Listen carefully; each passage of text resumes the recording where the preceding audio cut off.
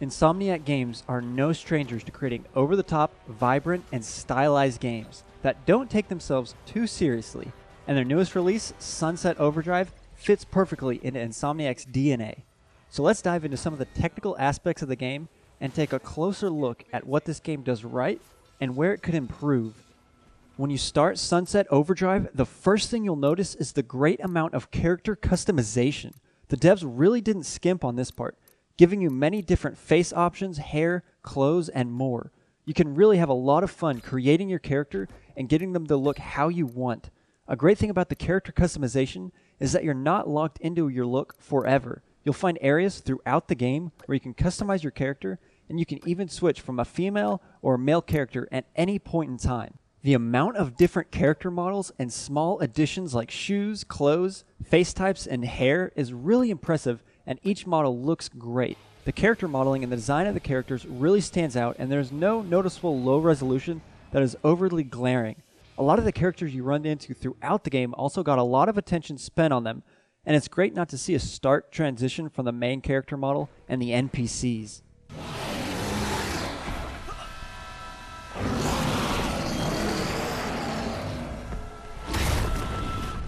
Now, one of the biggest issues we did find with the character modeling was in the mutants that are taking over the city.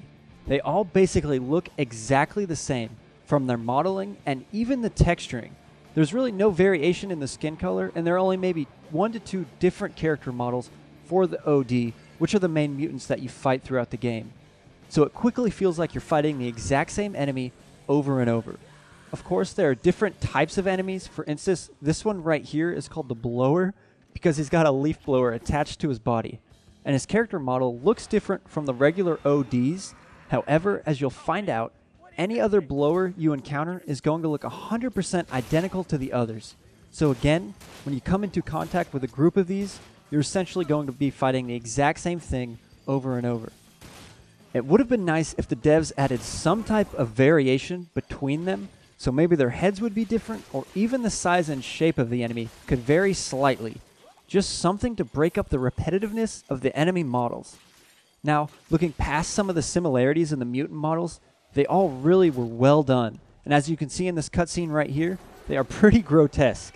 The character models themselves look great. It just would have been nice to see some variation.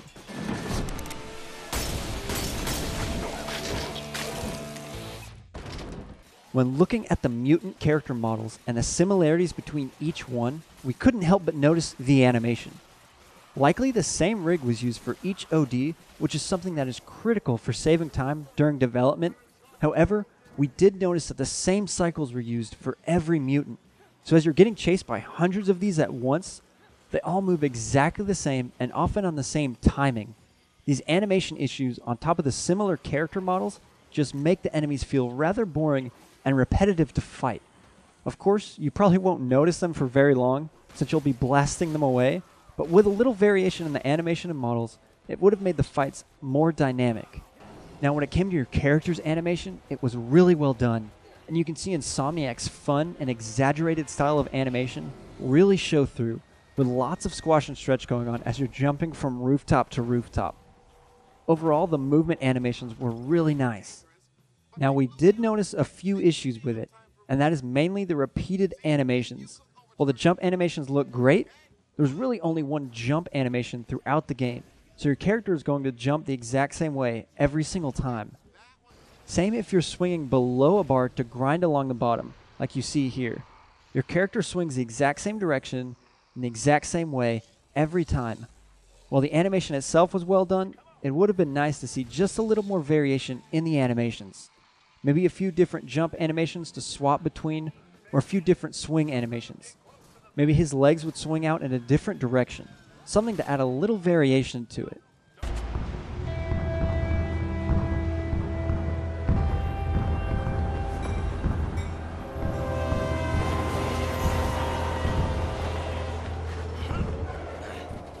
So we found the effects to be an area where Sunset Overdrive really shines.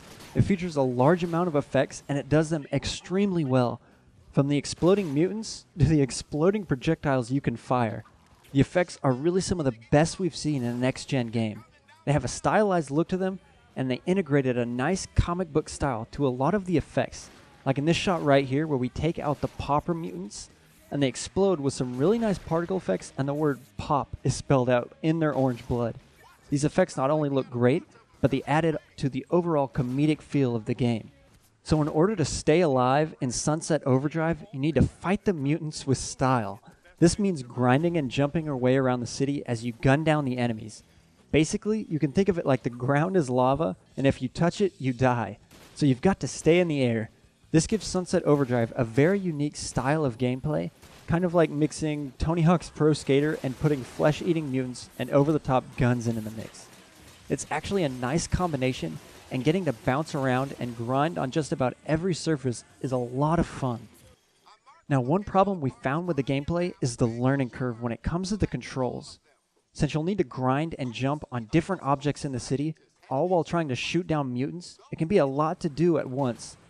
Constantly trying to find your next rail to grind or booster to jump on while taking down the enemies can certainly be overwhelming at times. Remembering what button does what is something that can take some time to get used to.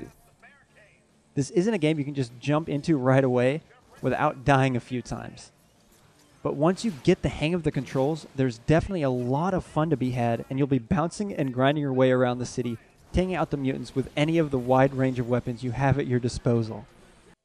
And once you get past some of the complex controls and start getting further into the game, we did notice a really nice upgrade system allowing you to unlock things like amps, which are special abilities you can equip to customize your character.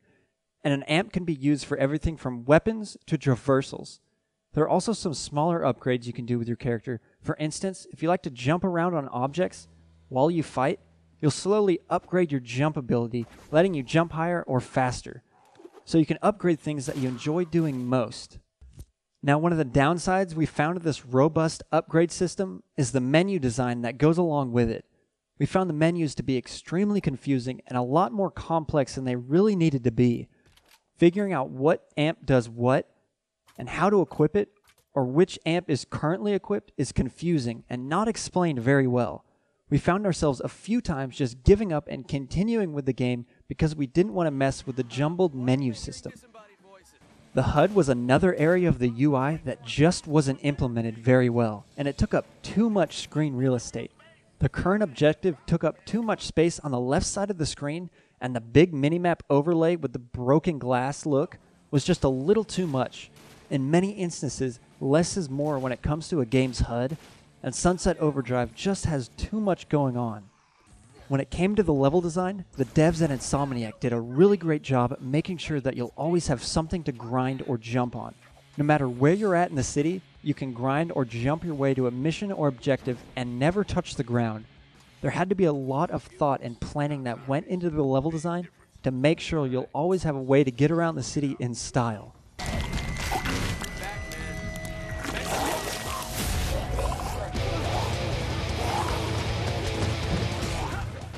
So Sunset Overdrive has its weaknesses, but it's still a blast to play, and with its unique art style and over-the-top gameplay, it's definitely one you'll want to check out.